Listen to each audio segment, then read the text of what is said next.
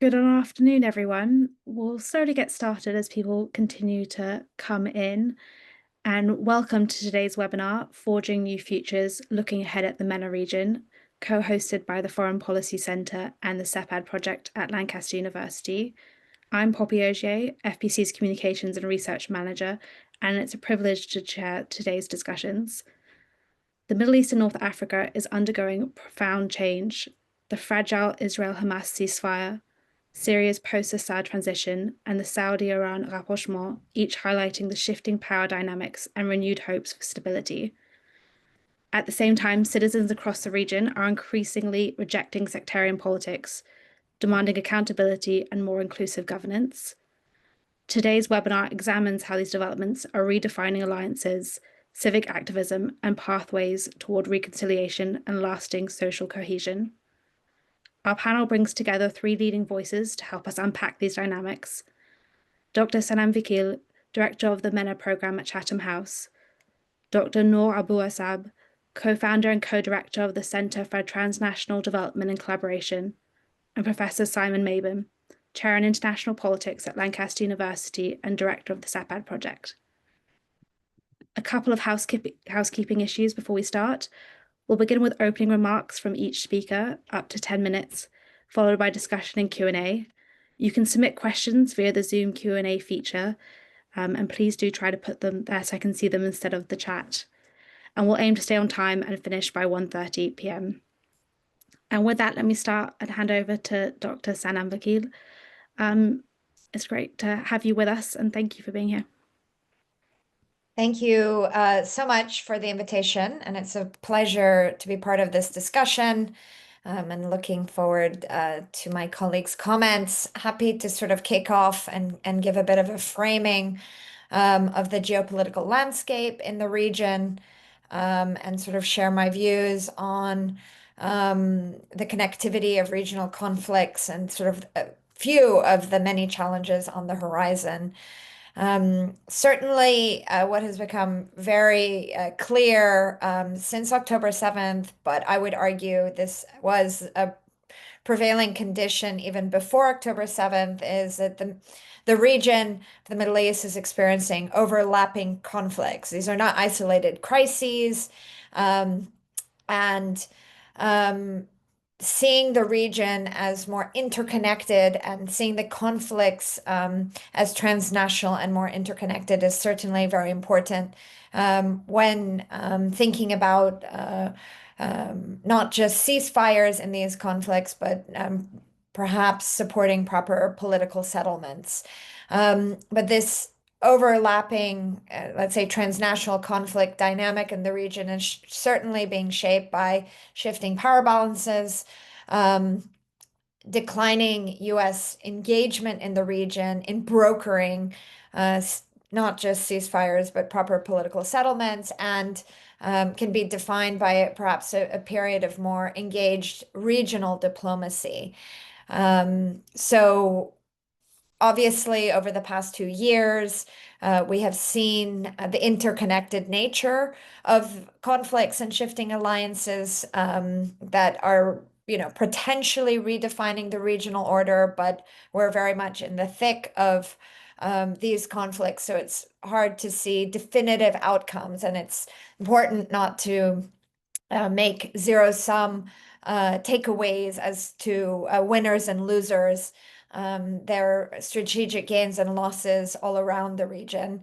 But three, I think, key dynamics that I'd like to speak on, obviously, are the Israel-Gaza war that has reignited fault lines in the region, the ongoing Israel-Iranian confrontation that has moved from being a shadow dynamic, a shadow conflict, to a much more overt one.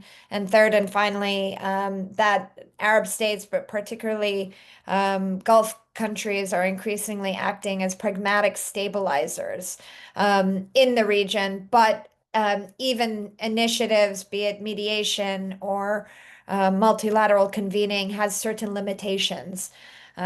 So it's while, of course, the ceasefire in Gaza is certainly a positive development, The regional system in the Middle East is very much in transition, and it's unclear if these ceasefires will be sustainable, let alone deliver meaningful conflict resolution. Um, if we focus just quickly on the Israeli-Palestinian conflict that had certainly been viewed as a side conflict, one that could be pushed aside or overlooked. The Gaza war has really morphed into a regional security crisis, certainly, obviously, impacting Palestinians and, of course, Israelis. But the regional impact of the war over the past 2 years cannot be overlooked.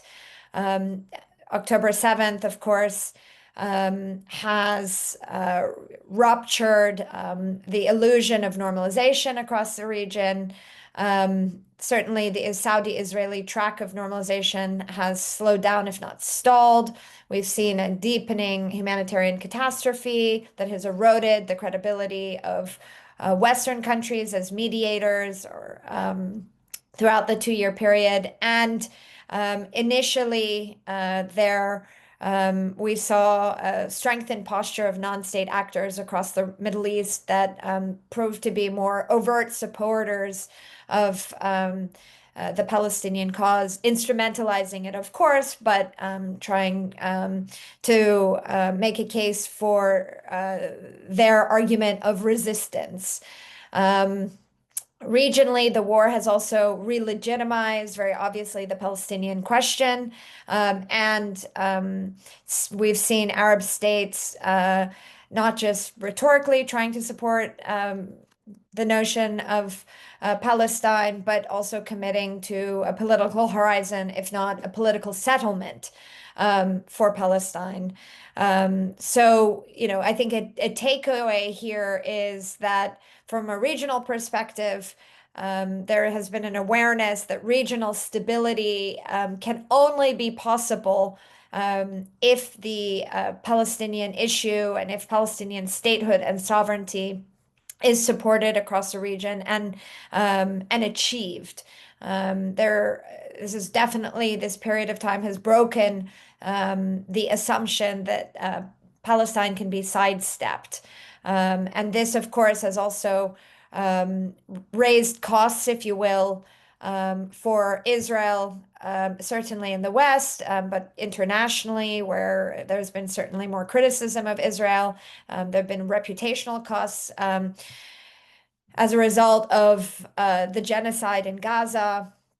And Western states have struggled to balance their support for Israel alongside interest in stabilizing the region and engaging more directly with the Gulf states.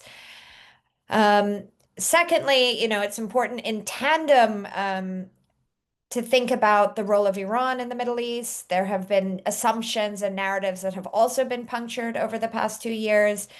Iran, historically, of course, has been using regional vacuums of power to expand its influence, building the axis of resistance systematically across the region, ring of deterrence in Lebanon, Syria, Iraq, and Yemen, seeking to use this idea of forward defense to prevent Iran from being attacked directly. Obviously, over the past 2 years, we have visibly seen Israel's quantitative military edge that always was out there, but we've seen it on display. We've seen their intelligence superiority and their tactical execution against the axis of resistance, not quite defeating the axis of resistance in any context, but degrading their capabilities. And in the landscape of Syria, we've seen a historic political transition away from the long-standing Assad regime to new political dynamics that perhaps we can talk about later. A second dynamic as a result of these targeted Israeli strikes across the region has also seen direct Israel Iran engagement in 2024 and further resulting in the 2025 June war between Israel and Iran. This was a huge shift that demonstrated, I think, a few things. First of all, that Iran's projection of power was perhaps much more um, uh, symbolic than actually real on the ground. I think within the countries where Iran was operating, it certainly had malign influence. Um, but nevertheless, Israel has demonstrated its capabilities against Iran. Um, and Iran, coming out of this war, sees itself as having survived, but is also much weakened, if not contained, in the Middle East. But after the 12-day war and with the Iran nuclear agreement completely torn up, if you will, and no real diplomatic track vis-a-vis Iran, this conflict is a dangerous one to leave to its own, and we shouldn't assume that the containment strategy vis-a-vis Iran is going to be a sustainable one. And this too needs a political settlement. And this, again, here is something that Arab states are very aware of as a result of the conflict, of the war between Israel and Iran. There have been direct strikes in the Gulf, first by Iran in the immediate aftermath of the war, and then also in September, Qatar was also struck by Israel.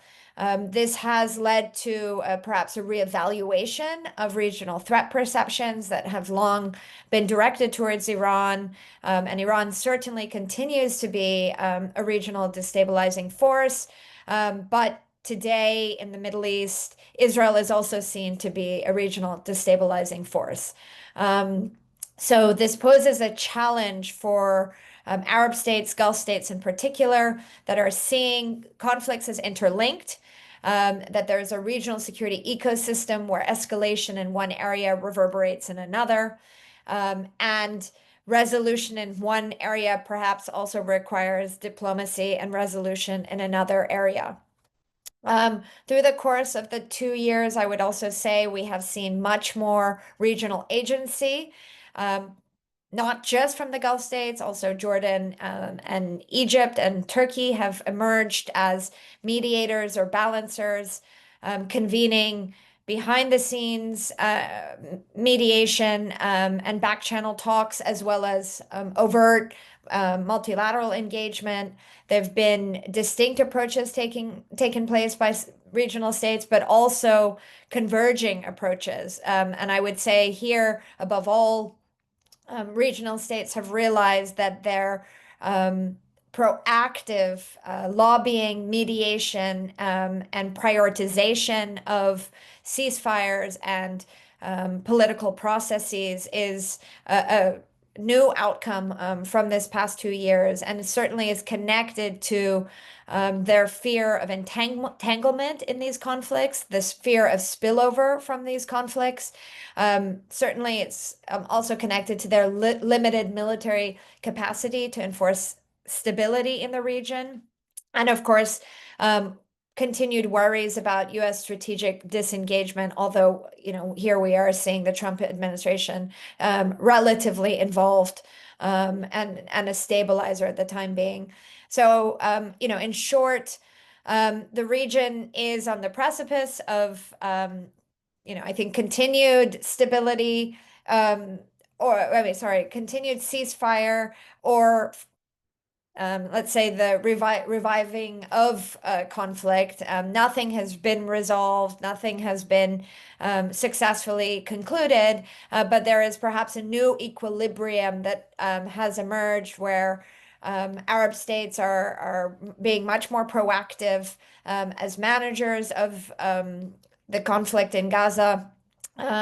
Directed towards a political settlement in Palestine, also keen to see resolution in the context of Iran as well, recognizing that without achieving both these cycles of regional conflict and perpetual fragility will continue to perpetuate spillover across the region. I'm conscious of time, and I'm aware that we haven't mentioned Lebanon or Syria or Yemen as well. They are certainly connected to the two conflicts that I focused on.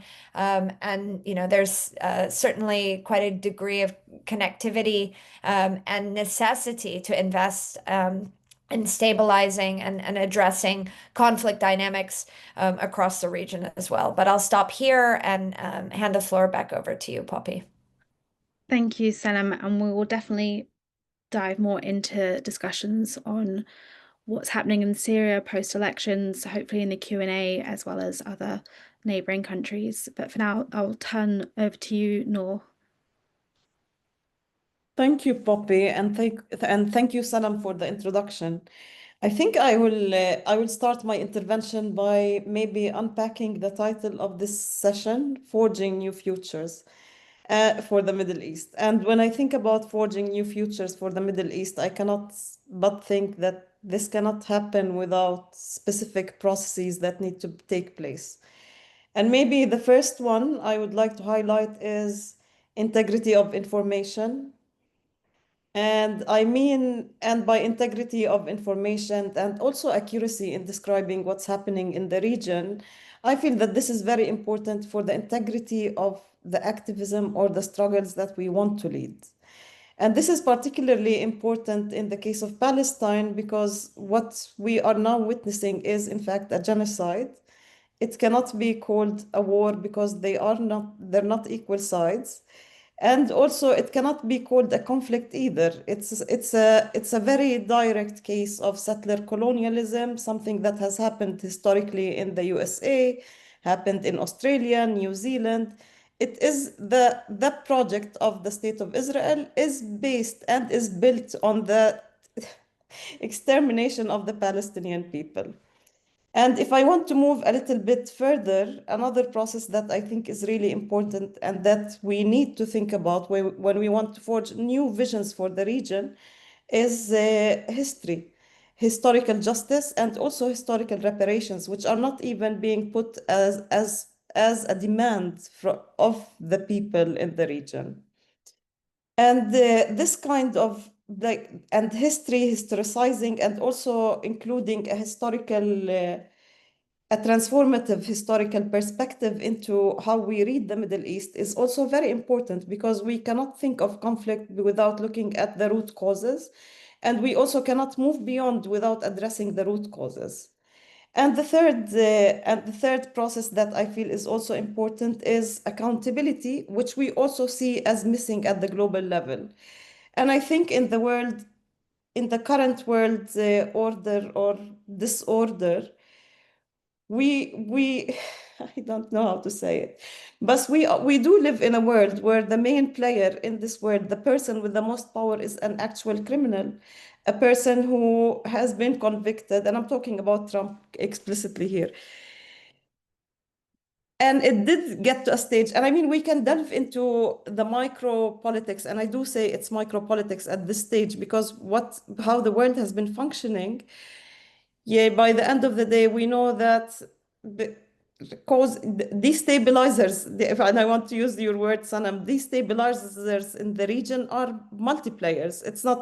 It wasn't just Iran before 2023, it was also Israel, it was also Syria, it was also the rulers also of the Arab states that are across the region. Like we have people calling for their rights and their justice, and we have people calling for even the dismantling of their own states because the order of the region, the way it's been divided due to colonization, is causing how can I put this? The nation state in its current form and the way it functions in the region, they're all colonial administrators. People are deprived of their land's natural resources. people are denied their existence. Like even you find the existence of like well, Israel obviously exists because the land was empty based on that claim. It doesn't, so there is also denial of the existence of particular national groups. We don't hear about, for example, the other minorities in the region. Like we know of the Kurdish struggle, but we don't know of the Assyrian struggle on the same land. So these multi-layers of, I would say, interconnected struggles, these multi-layers cannot be addressed just by looking at the region and also just by looking at the political, local, or national contexts. These issues are really global and they're interconnected in the sense that what people face in the region are the result of the intersecting systems of oppression that are operating nowadays at a global level. What happens, the decisions Trump makes in the USA affects what affects it really, now it even affects the currencies people use in their own countries. What Israel does also, yani, from my perspective, to be honest, as a Palestinian, with everything that was going on in over the past 2 years, and starting from the genocide against the Palestinians, which we saw live on TV happening in Gaza, and then moving on to the bombardment of of Israel, and also the Hezbollah. It just feels like we are watching, to be honest, a Hollywood movie, and and somehow that it feels like there are also deals that are happening behind the tables. Yani, it was really funny from a Palestinian perspective, just seeing when Iran decided to bomb the US military station in Qatar. It was so funny because the majority of people were looking at it and were saying, now the war will stop. Like we knew the war will stop. So we are getting to a point where mainstream politics, or the politics we're watching on TV, is used to distract us from the real struggle. It's used to distract us from the real power players, whether that's multinational companies, or that's the capitalist greed, or that's the extraction of natural resources in the region. So I think I would like to leave it at that, yani, for us to reflect on accountability and what potential of accountability processes can we see in the current world order. I want us to think also about historicizing, like the historical contexts of where we are. By the end of the day, the Middle East nations, all of them, yani, the majority of them are a modern phenomena. They failed and they continue to fail. Like the majority started in the 40s and the 50s. So that's not a really big window. Yani, they're not old states, so they're not even well established. So isn't it time to also think beyond the nation state? Think beyond of what visions can we see for the region and also beyond the region in relation to what can we imagine or dream of even? Like I really want us to think about what can we dream of beyond the mainstream politics that are distracting us on TVs nowadays. And I think I'll hand it to Simon. Thanks, Noor. And thank you for giving an overview of those processes. And I think the integrity of information is something that I've been thinking about a lot recently, and about which minority groups are getting different platforms within this country and which ones aren't, and how that affects the UK's decisions. And so with that, I'll hand over to Simon to give us a broader look as well. Thank you. Thank you, Poppy. Thank you, FPC. Thank you, Sanam. Thank you, Noor. It's been really fascinating to hear from you both. As always, I've learned a great deal and had to rewrite my talk to try and reflect on some of the things that you were saying. So I don't know if I should thank you for that or curse you for it, but either way, thank you for provoking thoughts. I'll start my remarks with a quote from Gramsci, which seems to be the standard way that I do these talks over the past 2 years. which is with a quote that says, "The old world is dying and the new world struggles to be born. Now is the time of monsters." Feels like we're in this interregnum, this void in between the new and the old, or the old and the new, a time of monsters. And I think that's quite a bleak way of looking at things. But if we look at what's been happening over the past couple of years, or indeed taking a longer durée view, as Nora was calling for, we can see there is a real sort of role for the monster in all of this. And while I was going to be talking more about sectarian divisions, I think I want to start just by talking a little bit about tensions between rulers and ruled, which I think are on the rise, have been on the rise, tensions over the nature of political projects that have been playing out for a number of decades now. Obviously, they reached their zenith 14 years ago with the Arab uprisings. But I think the pressures that are manifesting now are a continuation of many of those. We're seeing geopolitical pressures, of course, geopolitical flux, questions over the role of the US, of China, of Russia, increasingly of India as well, and what that means for political projects.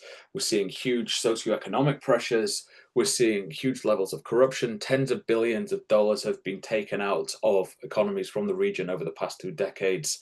Huge numbers of capital flight, huge amount of migration from the region, movement within and between states in the region. And that's before we even talk about the genocide in Gaza, before we even talk about the disintegration, the fragmentation, the conflict, the wars, the destruction that have really come to the fore over the past 2 years.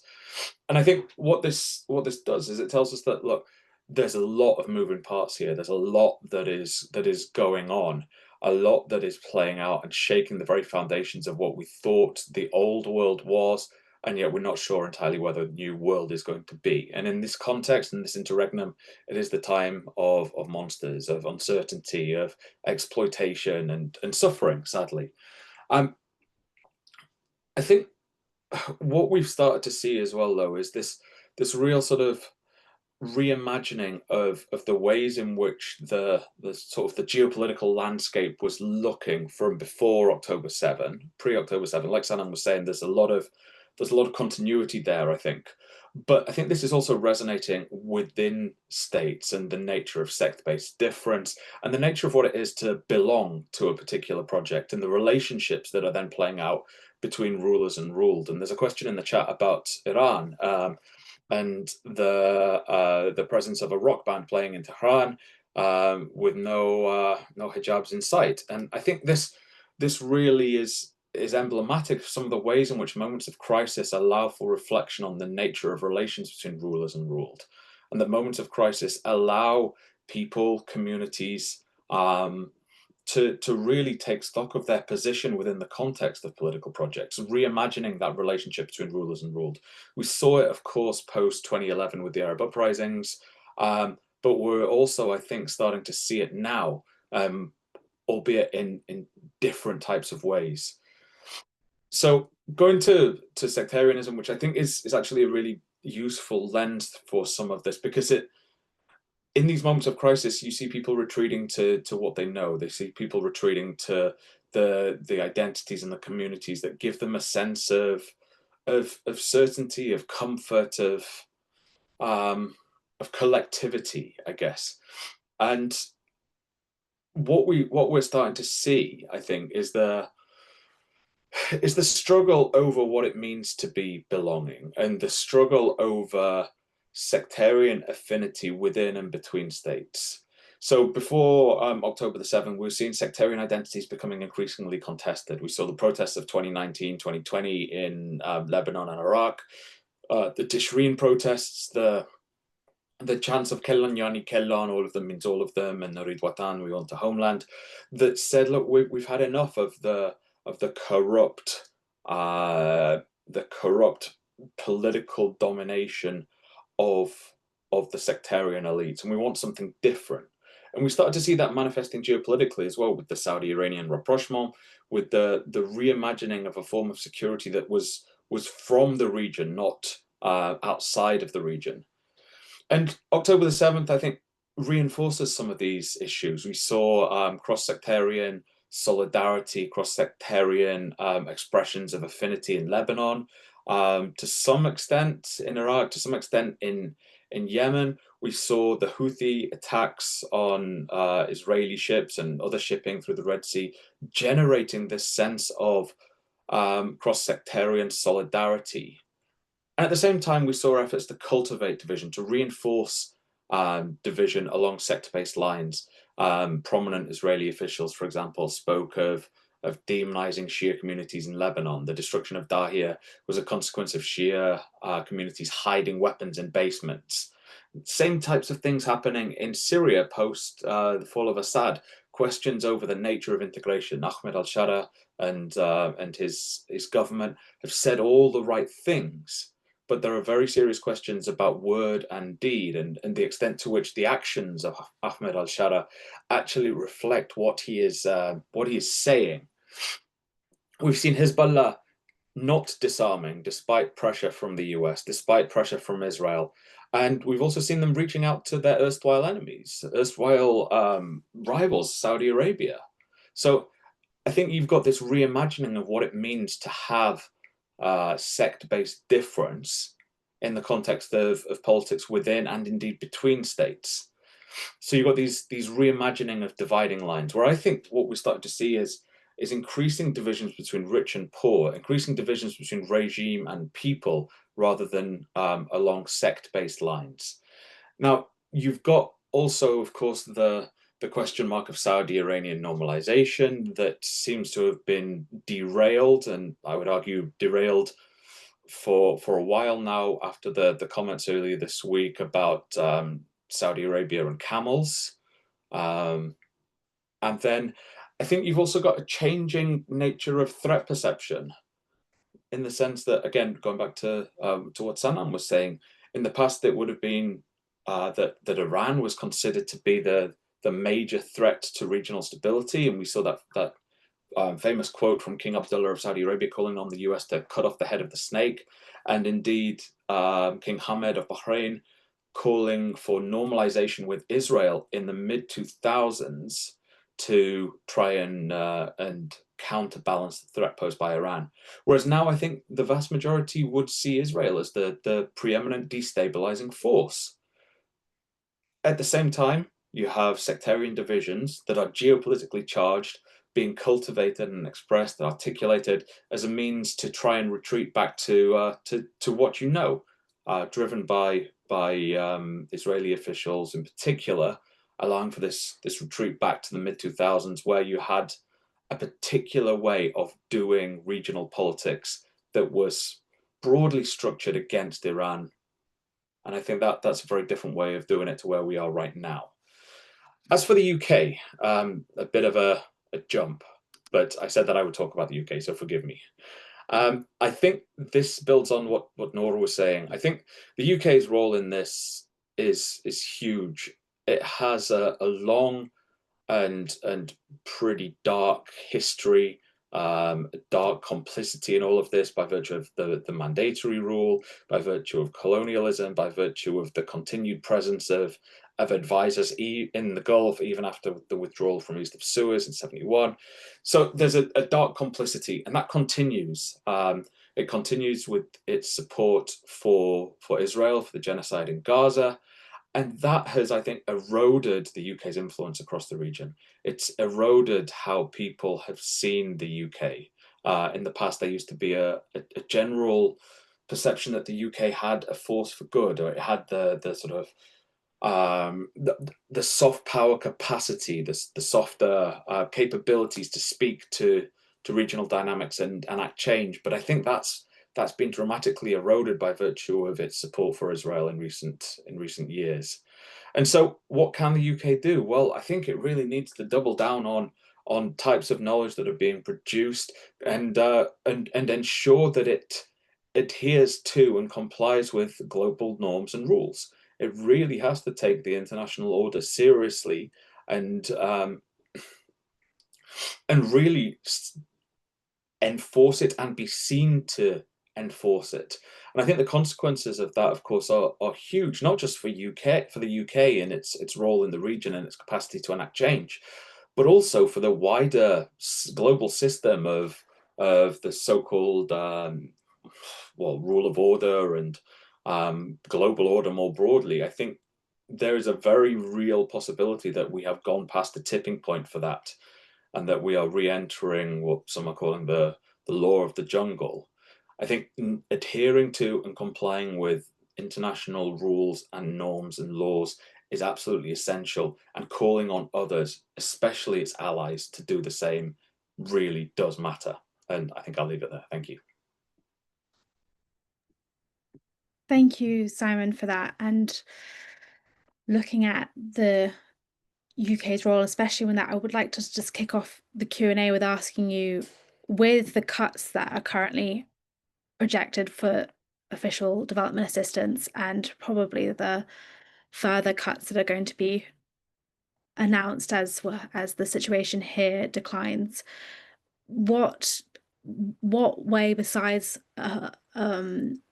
really kind of setting the standard of rule-based order that the UK could be a leader in if it chooses to, what other ways could it use its either convening power or other soft power capabilities to help in the different processes that Noor outlined earlier?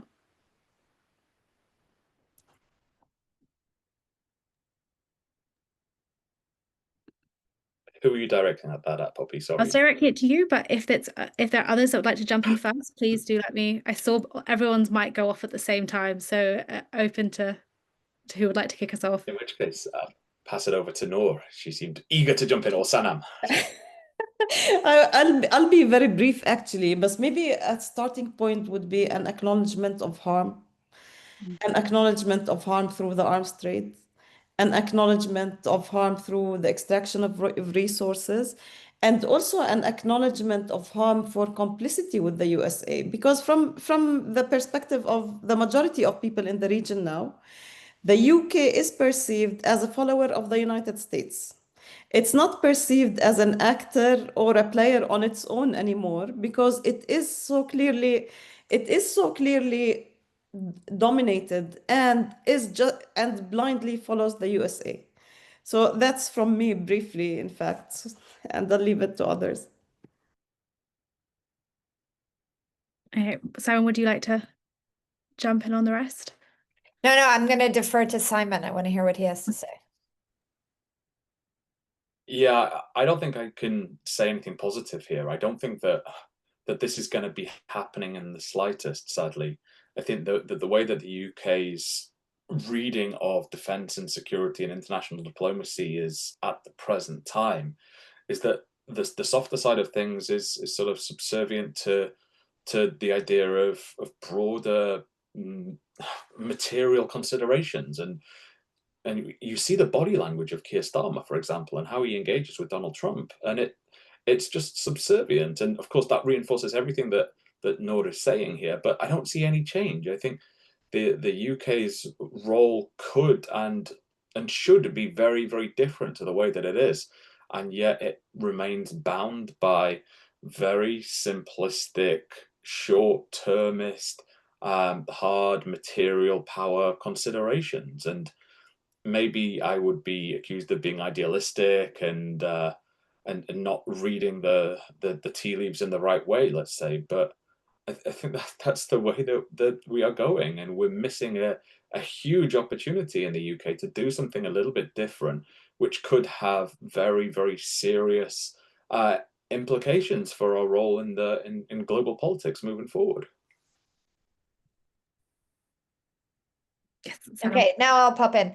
I would also say that this sort of stasis in the UK has been ongoing since Brexit. And since Brexit, we've been waiting for the UK to show up and develop a strategy or a policy towards the region. And obviously, the region is vast, but there is still no real disciplined engagement taking place. It's very reactive, and in the context of a very inward focused United Kingdom, or I think the UK is somewhat squandering an opportunity to invest. It certainly had a controversial history in the Middle East, but elites in the region look at the UK and wonder why the United Kingdom and its policymakers are not engaging more and not being more supportive of multilateral processes, and this hesitancy and navel gazing about what can and should the UK be doing is really harming, I think, not just short-term relationships in the region, but long-term ones as well. I mean, Rachel Reeves, the chancellor, is going to the region sort of hat in hand, and that hat in hand strategy should really be part of a broader approach of that quote unquote global Britain materializing and investing, not just seeking investment. Thanks, Sanam. Simon, I see you've got your hand up. Yeah, thank you. Just when Sanam was talking, I was really struck. It is piecemeal. This whole thing is hugely piecemeal, and there's no joining of the dots here. I was struck by two things. One, this sense of global Britain. Is that still a thing? Which I guess is part of the issue. But then the other thing was universities, and of course I would say this at being at a university. But if you looked at British higher education, it used to be one of the world leaders. It used to be really up there as a prime destination for students around the world, including from the region. And it was a real popular destination. But in light of the navel gazing, in light of the Brexit wranglings, the influence of the increasingly far right immigration policies and immigration rhetoric, there's been an attempt to really shut down and curtail the capacity for students to come in. And that is damaging. That's hugely damaging for the UK's role in the world, for the UK's role in the region. And it really sort of, I think, underscores this piecemeal approach that Sanam was referring to. Yes, and building on that, I recently launched a soft power paper looking at different aspects in education, and universities was one of the things that came up. And it seems to be a lack of willingness to communicate and have the confidence to communicate properly why we need those students as well for our universities, and how it can also, having a positive experience in the UK does affect how people think about the UK. And it does, the lack of willingness to go there by this government is something that they're going to need to address at some point in this debate. Noor, I see your hand. Thank you, Poppy. Actually, I want to say thank you, Simon, for bringing up the university issue, because I went to the UK in 2005 and I did my MA and PhD at that time before it was Labour time. Actually, it was before the Conservatives came in. And it was I mean, I can't say that it was perfect, but there was a lot of racism, there were so many issues still, but it was a very different environment to UK universities nowadays. From what I've been witnessing, I see that universities have become commercial. They're becoming commercialized. They're positioning themselves as service providers. You get your certificate if you pay a certain amount of money. And I remember when I was doing my PhD and I finished in 2011, it was unheard of that someone would pass without corrections. Now everyone passes without corrections, which is indicative of the level as well of, I don't know, there is a massive problem with universities in the UK. But also I want to add to that the domestic UK atmosphere as well. There is an atmosphere of fearing to speak freely. People are scared of stating their opinions freely, because there is a crackdown on pro-Palestine movements. And there is a silencing that's happening domestically as well to political voices. So I don't know. I'm leaning towards Simon of it's looking really bad, to be honest. And even, I don't see the UK now playing a role, an accountable and a fair role in the region. I can't see it happening. And because at the same time, I don't see it happening domestically, like increasing defense budgets, for example. How is that affecting austerity measures, and how is that affecting the cities, municipal, I don't know, like local councils across the UK? So I think the UK, I think there is a serious need for the UK to be looking internally as well, and reflecting internally about the mess that's being created because of the current world order. That leads nicely actually to a question that we have received in the Q&A function from Guy Burton about looking beyond what the UK can do. Are there different entry points, and what are they for influencing UK policy making? To what extent are they listening to and representing voices and perspectives presented here by you three? And I kind of go into that issue and that problem highlighted isn't the problem that the UK looks at the Middle East through domestic considerations, whether that's the recent Maccabi Tel Aviv policing issue and other aspects. Who would like to kick us off in terms of what is there a possibility to influence UK policy making? And as academics within the UK, do you find that there are avenues that you can still take? Simon, you're smiling, so I'm going to go to you on that. Thanks. I think there's a bit of a sort of a disjunct between access to civil servants who are often really keen and really eager to engage and have got fantastic local knowledge of the region, historical knowledge, language skills, and are eager to take critical views on board, to engage, to listen, to learn, to challenge, to provoke, all these things. But then the extent to which they themselves are able to enact change or even shift policy at a ministerial level, of course, is another thing. So I think you've got two different steps that are at play here, and the first step is not easy, but it's possible. And then the second step is far trickier, and it's something that even people within the Foreign Office have perhaps grown frustrating with over the past couple of years. So that would be my short response. Thank you. Before moving on, does anyone else want to jump in? No.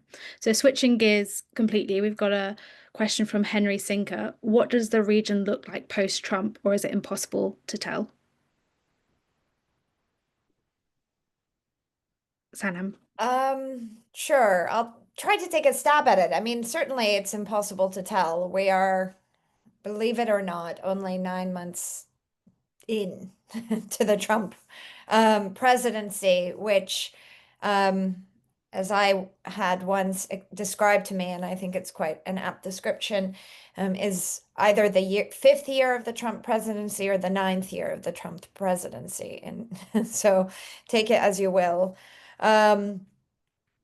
I can't say what the region will look like even in a month or two, and I think that uncertainty is maybe going to precipitate a number of reactions over the next few years in the region. I think that there, on the one hand, elites or leaders in the region are relieved that the president is engaged and invested, at least for the time being, in preserving the ceasefire in Gaza, and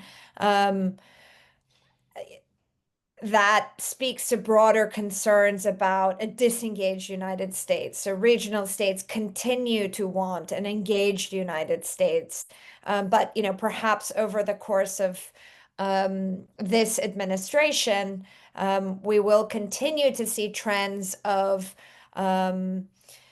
states pursuing, what is called strategic autonomy, multiple relationships that we at Chatham House describe as multi-aligned relationships across the region, working with the United States, but not just the United States, perhaps to prepare or help influence the changing order and be influential in that order.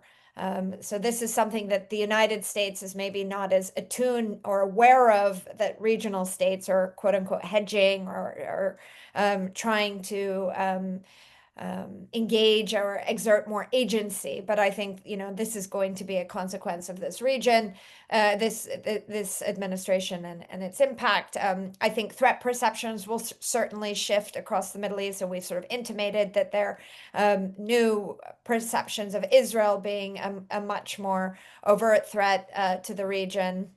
And then, of course, the broader outcomes of how this 2-year period will impact people across the region. We've seen hints of tests emerging in Lebanon, in Morocco, in Tunisia, for example. This dynamic between states and their societies, it has again been contained, over 10 years on from the Arab Spring, but it doesn't mean that contentious politics is not there, beneath the surface. So, I keep track of that.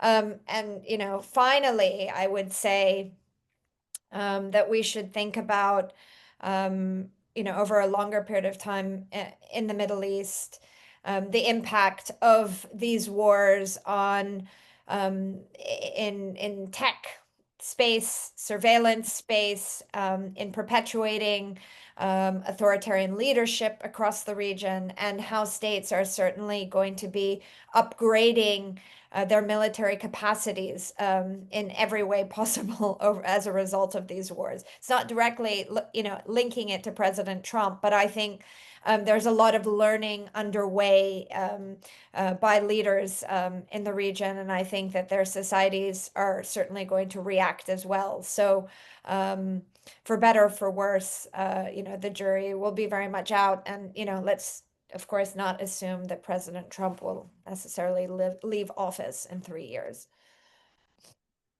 Yeah, that's a sobering thought. Turning to Noor. Thank you. Thank you, Sanam, and thank you, Poppy. I think, thinking about the region with Trump, I have to say that it's difficult to tell what could happen, but I can also see things, I can also see how it's affecting things at the moment.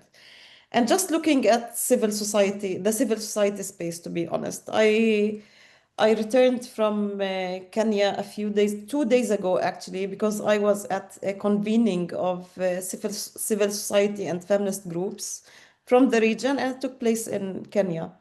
One of the things that I really noticed and that is so significantly present there is that people are becoming more and more polarized. People are they're so scared about losing their funding, for example, that you can see that the space for civil society activism is not only shrinking, it's killing itself from the inside. It's the competition over resources that's happening. It's people's fears for their livelihoods that's taking place that are leading to problems, conflicts within, polarizations. We can also see that, like newly emerging polarizations. Like I remember when I started working with Syrians in 2012, 2013, the issue of Druze was never as significant as it is nowadays. And it is becoming so clearly polarized because of the way the political powers are weaponizing it. So, and that's what, and that it's actually scary and scares me. And I don't think that's only on Trump, because this started also under Biden. It's it's just where the world is taking us is really scary. And I always ask myself the question, like, this is the first time in history where we witnessed genocide live on TV. And I'm not saying this is the only genocide, but this was live on TV. What is it doing to our human psyche? Honestly, just thinking, what is it doing to us as humanity overall? And I'll leave it there. Thank you, Noor. And that kind of leads me to my last question I have for you all, that I'll please do use it as an opportunity to say any closing remarks you'd like to make.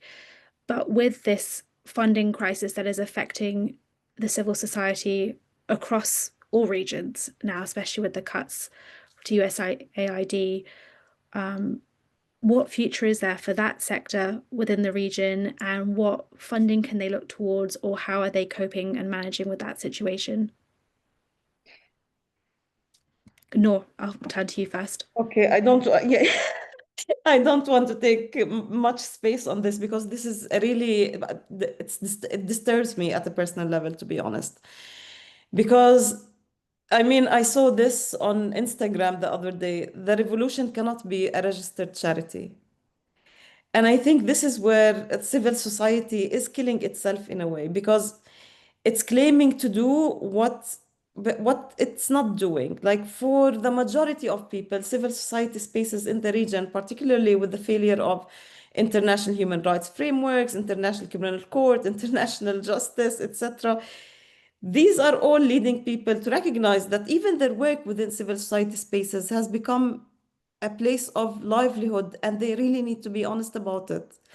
Civil society, national, regional, and local, the only thing that's effective that they can do at the moment is provide support for communities that are being disadvantaged. But they cannot play a role in terms of changing discourse, because they are becoming to be perceived as part and parcel of the colonial structures. They're complicit with it. They are part of its making. So yeah, this is my frustration coming through. Thank you, Sanam.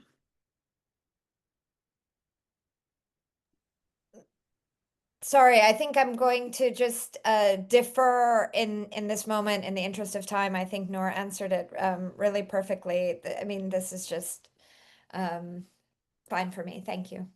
Great. Well, thank you all so much for joining us, and thank you to all those who came to listen and contributed questions on behalf of the FPC and SEPAD. Thank you again, and we look forward to continuing this dialogue in future events, and we'll keep people updated on how this progresses. If you have time before logging off, my colleague has just reminded me that we are doing a post-event survey, so please do take the time to fill that out. And Simon, I will hand over to you for the last minute that we have to keep to time, if there's anything that you'd like to conclude with. Just to say a huge thank you to you all, the FPC, to Sanam, to Noor, and to everyone for attending. It's been really, really powerful, really provocative. So thank you so much. Yes, thank you all for joining us, and Thank for you. time.